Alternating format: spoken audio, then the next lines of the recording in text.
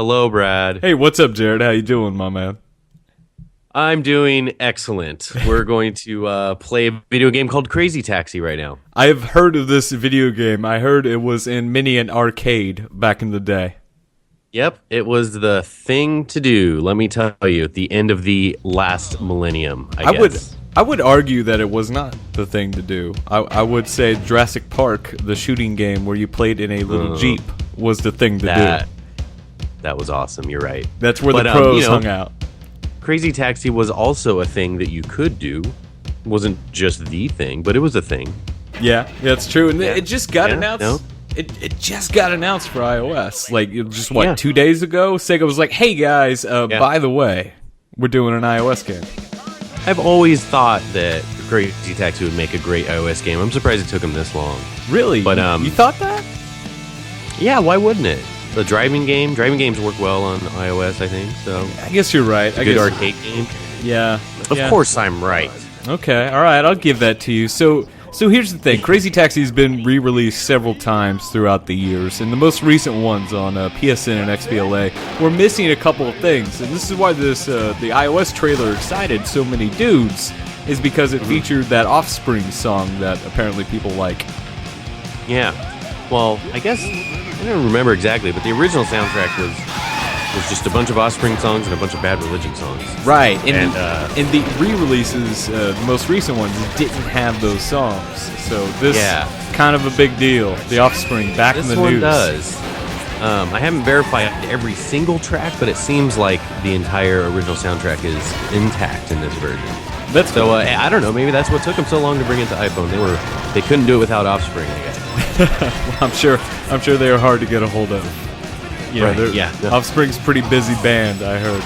Touring all over the world. Sitting by the telephone waiting for it to ring. Yeah. So the other thing that the HD re-releases didn't have was KFC and Pizza Hut, which everyone knows are the places you want to go to when you're playing Crazy Taxi. The in-game branding, yes. This one, I noticed there's a fake KFC. Okay. It's not like you look at the building and you're like, oh, that's KFC, and then you look at the sign and you're like, oh, it's FCS or something. It's like named something different. And you're like, okay, well, never mind. Yeah. So I guess they that's what they did as far as that like in-game advertising went, because obviously those deals are a decade old by now or so.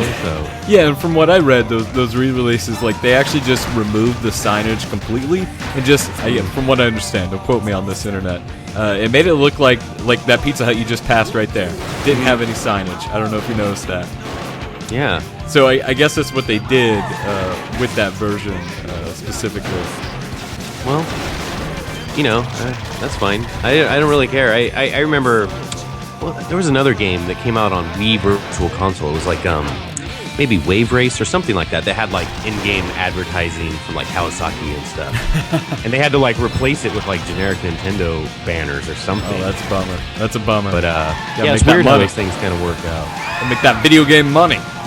Yeah, words. So this game looks terrible. By the way, I just want to throw that out there. You think it looks terrible? Yeah, this doesn't look so good. Look at that texture work.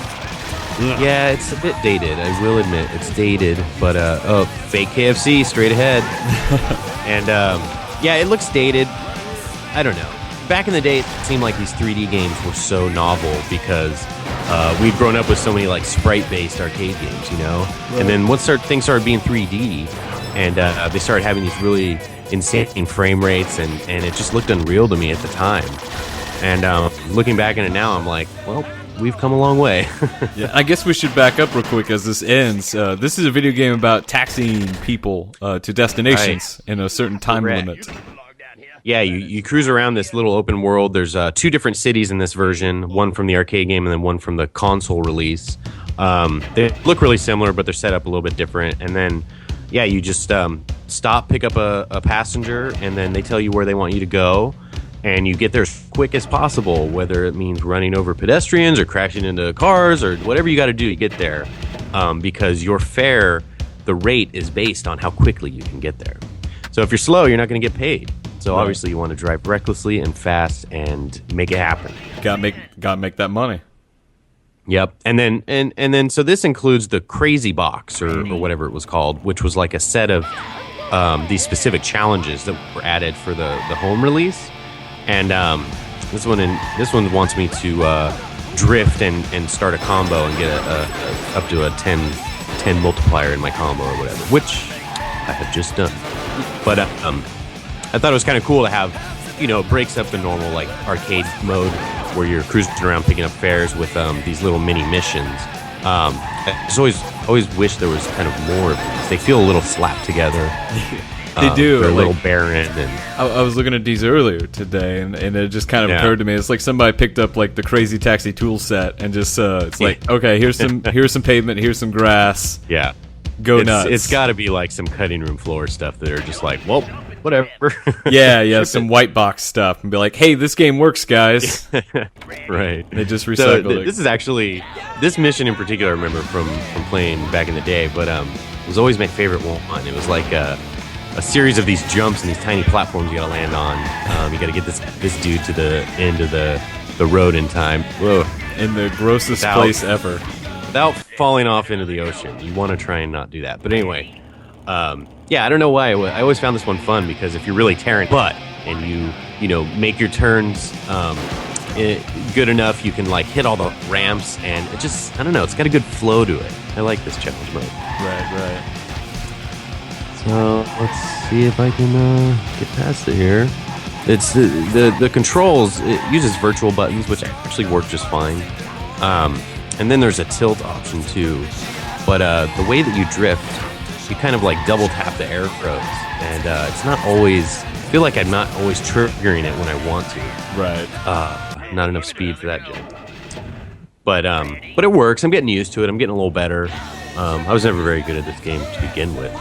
Because the arcade mode's kind of like you have to keep picking up fares to keep your timer going and increasing in time, and I just always ran out of time. I could never keep it going that long. So. Yeah. And also, you sure it's the ocean, man? It seems like you're on another planet right now.